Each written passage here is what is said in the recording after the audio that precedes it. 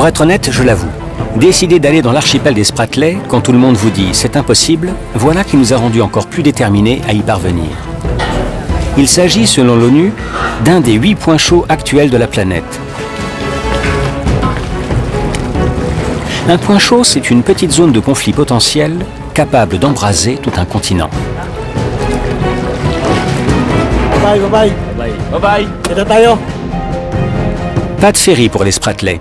Un seul bateau qui fait la navette 2 ou 3 fois l'an, acheminant habitants, ouvriers et avitaillements depuis le continent jusqu'à cette poignée de récifs perdus dans la mer de Chine. Mais au fait, combien d'heures de route pour les Spratleys? 3 heures. Et 3 jours.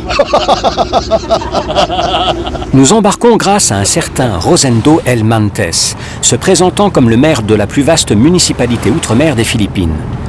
Ma commune est dispersée sur un groupe d'îles, au beau milieu des Spratleys justement. Je vous y emmène, à condition de payer la moitié du gasoil.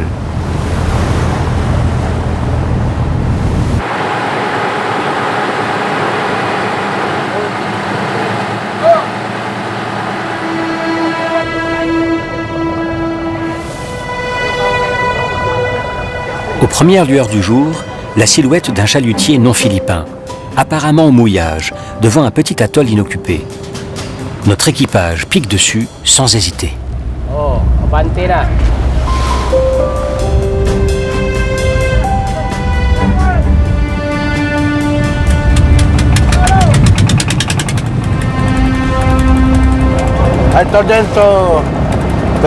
J'aurais fait comprendre de s'en aller. Ils sont capables de tout ramasser dans ce coin. À plus de 1500 km de leur côte, ces marins chinois sont venus prélever poissons, crustacés, poulpes et calamars.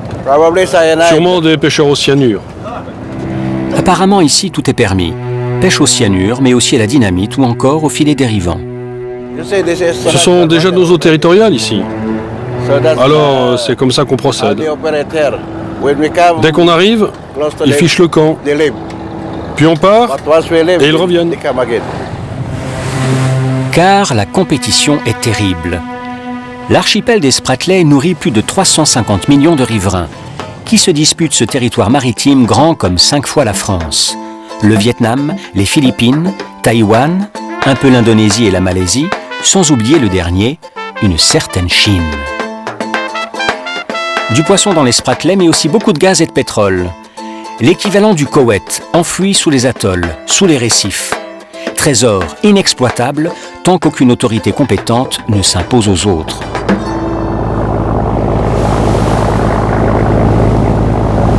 Le bateau municipal de Rosendo se traîne. Trop chargé, il roule d'un bord à l'autre. On est assommé par la chaleur, le bruit du moteur, le mal de mer. Dans l'après-midi, une fine bande de terre qui s'épaissit. C'est l'îlot de Lawak, l'une des 7 îles qui composent la municipalité du Mayor. Si vous ratez cette île, pas moyen de vous repérer dans cette région. Donc vaut mieux toucher cette île en tout premier, comme point de référence. C'est le premier arrêt depuis le continent, depuis Palawan. Les passagers vont débarquer, se reposer un peu. Après toutes ces heures de mer, ils se sentent un peu chahutés. Nous nous glissons dans le dinghy, en espérant que l'autorité du Mayor nous permettra de débarquer sans autorisation. Sécurité nationale. Nous comptons aussi sur la compagnie de Dexter, ex-commando de la Navy et surtout agent de renseignement philippin engagé pour notre sécurité. L'îlot est cerné d'un récif, difficile à franchir, même par beau temps. Aucune passe, aucun chenal. Pourquoi faire? Personne n'y vient jamais.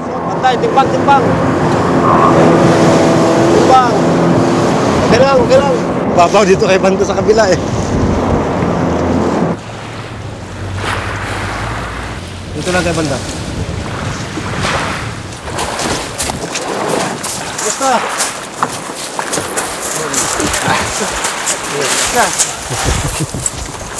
Ay bro.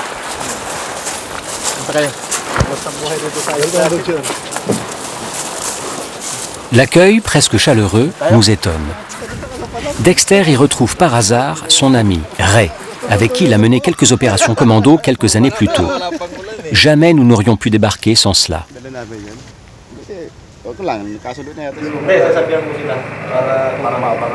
Ray n'est pas censé parler à des civils, encore moins à des étrangers. C'est Dexter qui fait la conversation.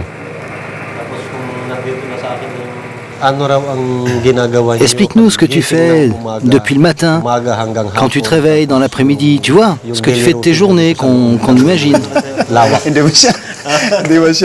Qu'est-ce que tu veux que je te raconte et qui a l'air sérieux?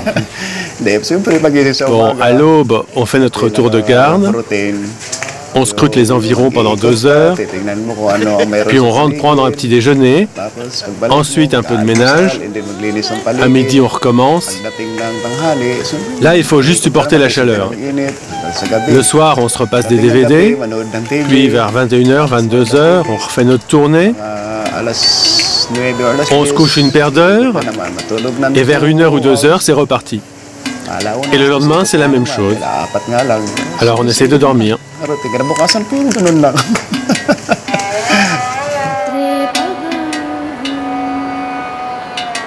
Une île, grande comme un terrain de football, une radio qui porte à quelques milles, des citernes d'eau de pluie, 4 grands sacs de riz, le poisson du récif pour seule protéine. Ni fruits, ni légumes. Depuis 40 ans, de braves soldats qui se succèdent tous les 3 mois à scruter l'horizon.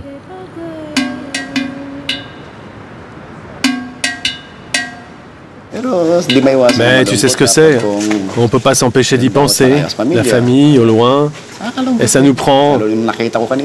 Tiens, comme tout à l'heure, quand j'ai vu ce qu'il nous restait, plus que 2 bouteilles de rhum.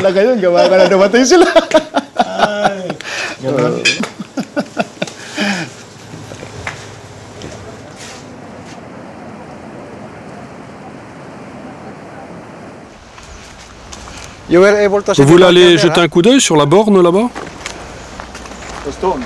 The stone. Oui, la pierre. Yeah, this is the government marker. Voilà la borne officielle qu'on a construite il y a très longtemps. Pour dire au monde qu'il s'agit d'une terre revendiquée par le gouvernement philippin. Malgré leurs prétentions affichées, les Philippins ne pourront empêcher leurs voisins d'implanter, dès les années 70, leur propre position militaire. Sur des îlots voisins, inoccupés, poussent ici et là des fortins maçonnés à la hâte et occupés par une poignée de soldats chinois ou vietnamiens, armés jusqu'aux dents. La municipalité du Mayor se transforme, de fait, en une mosaïque de confettis multicolores. Chacun place ses pions, formidable jeu de go.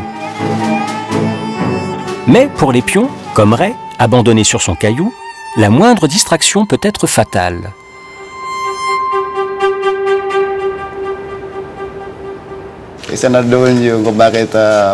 Pourquoi est-ce qu'on installe des gens comme nous ici? Pour que l'histoire qui est arrivée entre l'île de Pugat et l'île de Parola, sa voisine, ne se reproduise plus. Avant, les 2 îles étaient contrôlées par des Philippins, des Marines comme nous. Un jour, les uns sont partis faire une partie de basket chez les autres, boire un coup ou 2. À leur retour, des Vietnamiens s'y étaient installés. Les nôtres n'ont jamais pu y débarquer et on a perdu l'île de Parola, comme ça. Maintenant, ça rigole plus. Hein. On fait notre mission et rien d'autre.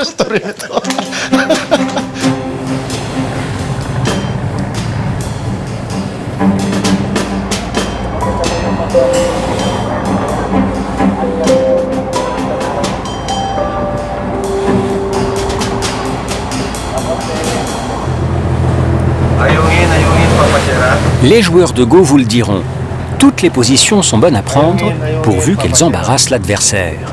El Mayor frôle l'une d'elles, plutôt inattendue.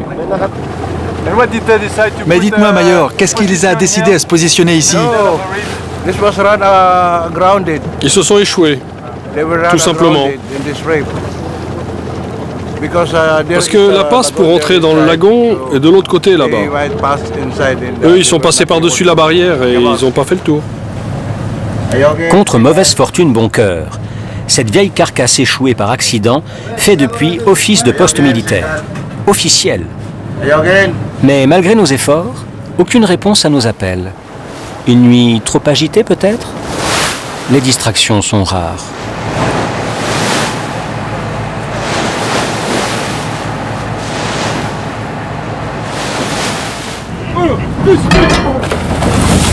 Après 3 jours et 3 nuits de mer, nous débarquons enfin à Pagasa, la capitale des Spratleys philippines. Ici, Rosendo n'est plus seulement le premier magistrat de Pagasa, il en devient le grand metteur en scène. L'île, c'est son théâtre. Car une terre émergée n'est rien, selon le droit maritime international, si elle ne peut témoigner d'une présence humaine viable, effective et continue. Si c'est le cas, c'est une île. Et si c'est une île, les 200 000 nautiques autour, soit un cercle de 370 km, lui appartiennent, poissons et pétrole compris. C'est vraiment super ici. Hein. L'eau est pure, cristalline. Ça donne envie de se baigner. Voilà, ça, c'est des Spratleys sauvages. D'où l'idée de faire venir du monde, de peupler le décor. Mais attention, pas de figurants à Pagasa, des résidents. Comment les convaincre de venir et de rester? Ça, c'est le boulot du Mayor. Pour commencer, on va aller aux Salines, un projet en cours d'expérimentation. Tout ce sel, c'est nous qui le produisons. Très sucré. Précieux le sel, seul conservateur des aliments. Pas de frigo à Pagasa. Ici, c'est la porcherie, notre ressource en viande sur l'île. Faire vivre des militaires à la dure, c'est toujours possible. Mais pour installer des civils, faut leur rendre la vie agréable. Alors Rosendo a imaginé une petite société idéale. Voilà, c'est notre centrale solaire de 10 kW. Avec quelques finitions à prévoir, on a déjà 120 panneaux d'installer. Mais vous avez trop d'idées. Vous savez, pour survivre ici, il en faut. Une île utopique qui irait au-devant de tous les besoins de ses administrés. Pourtant, pas de télé, pas de radio, pas de téléphone, pas d'internet à Pagasa. Mais le must de toute mairie qui se respecte. Notre salle polyvalente, avec un billard pour les loisirs, pour qu'ils puissent, comment je dirais, tuer le temps. Et là, c'est notre épicerie municipale. On peut sourire, mais pour le Mayor, plus son village fait vrai, plus les Philippines prennent racine. Seulement attention, avec Rosendo, c'est donnant-donnant. La plupart des gens ici sont des employés communaux, excepté quelques pêcheurs. C'est pourquoi la municipalité essaie de subvenir à tous leurs besoins sur l'île. Une seule condition, ils doivent rester ici. Très bien, El Mayor. Sur Pagasa, il y a tout ce qu'il faut. Mais, hormis des ouvriers occasionnels et des élus de passage, qui habitent vraiment cette île-théâtre au bout du monde? Seuls, nous avons musardé dans les parages, jusqu'à tomber sur Deo Gracias et Louisa.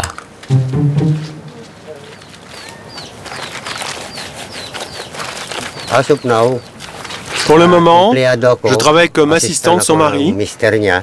On s'occupe du générateur, on distribue l'éclairage de l'île. Moi, je suis chargée de faire respecter les règles du village.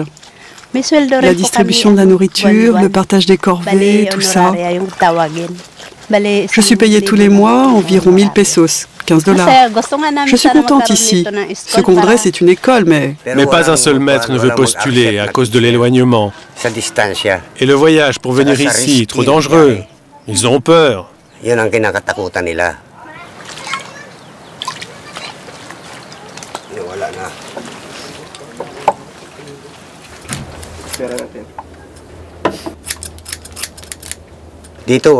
On vit en sécurité ici. Il n'y a pas de brigands, pas de maraudeurs.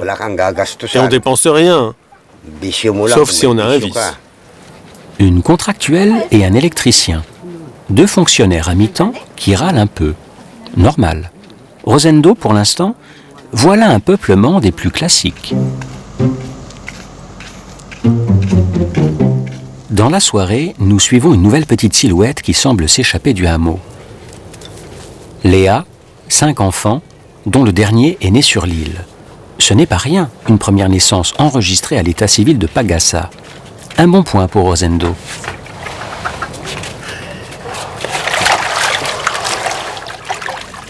C'est Dexter qui nous a signalé Léa, mais pour une autre raison. Cette frêle allure, son œil d'agent de renseignement l'a identifiée immédiatement.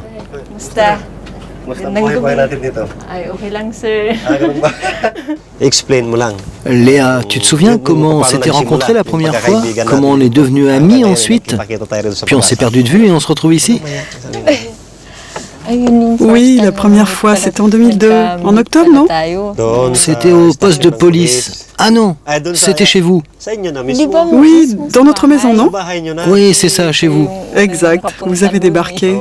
Oui, on était là à l'aube pour vous surprendre. À l'aube, oui, je dormais encore. À l'époque, je ne voulais plus lutter, je m'attendais à être tué. J'étais sur la liste des ennemis publics. Je le savais. Il n'y avait pas d'avenir aux Philippines, même pour nous, les jeunes diplômés, sans appui. Ils m'ont ouvert les yeux sur tout ça, ils m'ont aidé à voir la misère des gens. Alors moi, j'étais toute jeune, innocente, je les ai suivis. Et puis je voulais vivre une aventure, et je me suis fait embarquer. Oui, et c'est pour cela qu'on vous a amené ici. Le but, c'était de vous protéger de vos anciens amis gauchistes. Léa, témoin protégé mise au vert sur Pagasa. L'ancienne activiste en cavale, en résidence surveillée, est devenue responsable du potager municipal. Une planque contre des légumes. Fallait y penser, Rosendo. Des courges, des poivrons, des concombres, des haricots, des choux chinois et même des radis. J'essaie de faire pousser tout ce que cette terre veut bien faire germer. Je crois que les gens de l'île apprécient tous ces légumes qu'on cultive pour eux.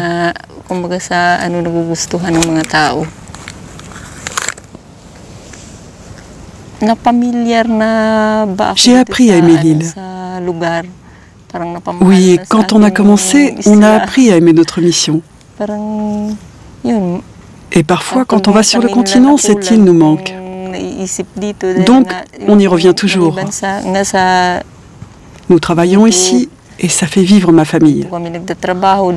C'est pourquoi, finalement, nous sommes vraiment plus heureux ici que sur le continent. Nous sachant français et curieux, des gens de l'île nous encouragent à visiter la 3e maison du lotissement numéro 1. De temps en temps, elle s'arrête pour le chien de Duma.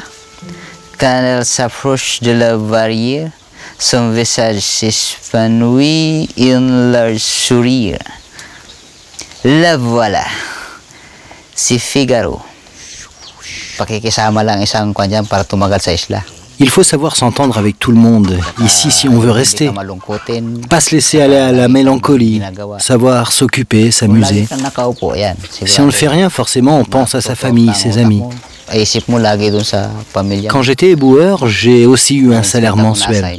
Moi je m'occupais des déchets qui traînent sur les plages, c'était mon boulot. Mais le soir, je retournais sur les plages m'occuper des œufs de tortue. Je fais ça pour m'amuser.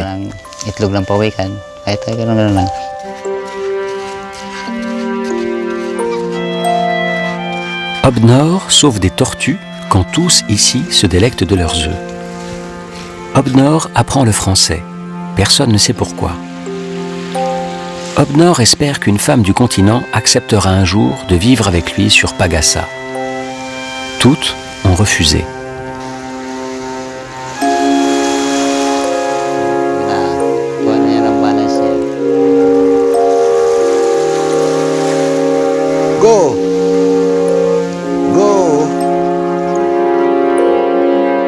En attendant, Obnor s'est lancé un défi. Rester 3 mois ici et retourner sur le continent, c'est facile. Moi, ce que je veux, c'est battre un record.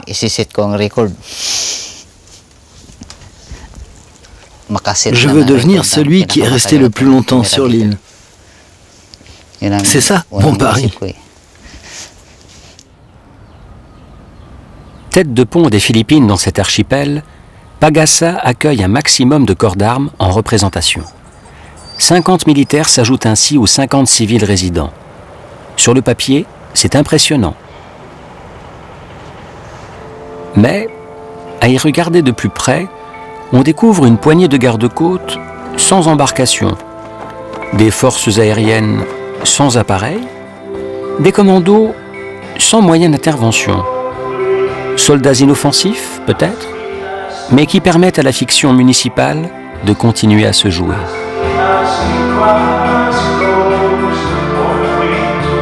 Voici les territoires occupés par les Philippines, que l'on appelle aussi municipalité des Kalayaan. Chapeau au Mayor, ta troupe témoigne sur ce théâtre émergé d'une présence viable, effective et continue. Tu l'as, ton île, mais à quelles conditions?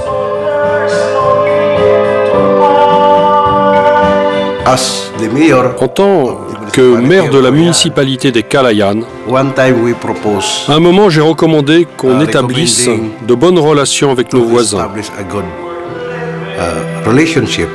Personne ne souhaite jouer la provocation.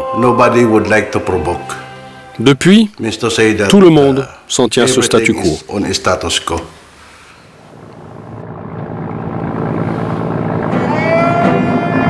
Le bateau municipal s'en retourne vers le continent. Combien de temps encore tiendra le statu quo entre des États voisins incapables de lâcher le moindre pouce de terrain à leurs ambitions? De quelles alliances sont-ils capables pour exploiter raisonnablement les richesses de cette mer dite de Chine, que traverse quand même la moitié de tout le trafic maritime commercial mondial? Le Mayor a tout le voyage du retour pour y réfléchir. 3 heures et 3 jours.